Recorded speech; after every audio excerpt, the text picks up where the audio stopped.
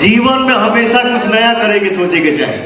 हर गाने का teaser release होता है, नहीं मैंने बोला डायरेक्ट गाना रिलीज करो, डायरेक्ट ट्रेंडिंग पे है। पवन सिंह और खेसारी लाल जो लगातार ही आप सभी इनके आपसी उलझन की खबरें देखते होंगे। लगातार कंट्रोवर्सी इनके फैंस के बीच चलती रहती है, लेकिन जब बात आती है भोजपुरी की तो शायद पवन सिंह और खेसारी लाल यादव ये दोनों सुपरस्टार्स एक दूसरे का हाथ पकड़कर खड़े हो जाते हैं। और ये मंजर अभी हाल ही का जब पवन सिंह और खेसारी लाल यादव ने पठान को दिया टक्कर, जब बॉलीवुड के किंग खान शाहरुख खान पर इन दोनों पवन सिंह और खेसारी लाल यादव भारी पड़ते हुए नजर आ रहे हैं। और अगर आप सभी को भी यकीन नहीं हो रहा तो इस छोटी सी वीडियो को देख लीजिए जिसमें YouTube main trending section music में, जिसमें पूरे ऑल ओवर इंडिया के टॉप के गाने हैं। और जरा ये देखिए कि नंबर 1 पे कौन बैठा है। ये पावर स्टार पवन सिंह जिनका गाना है पाचे के नाचे आई है, तो दूसरे नंबर पे हैं झगड़ा 2.0 जो खेसारी लाल यादव का है, और तीसरे नंबर पे बैठे हैं शाहरुख खान जिसमें पठान का ये गाना है। जो 100 बात की एक बात तो ये है कि पवन सिंह या खेसारी लाल यादव भले आपसे अपने गानों में उलझते हुए दिखते हैं, लेकिन शायद इन दोनों सुपरस्टार्स ने ये साबित कर दिया कि आपसी कंपटीशन का फायदा भी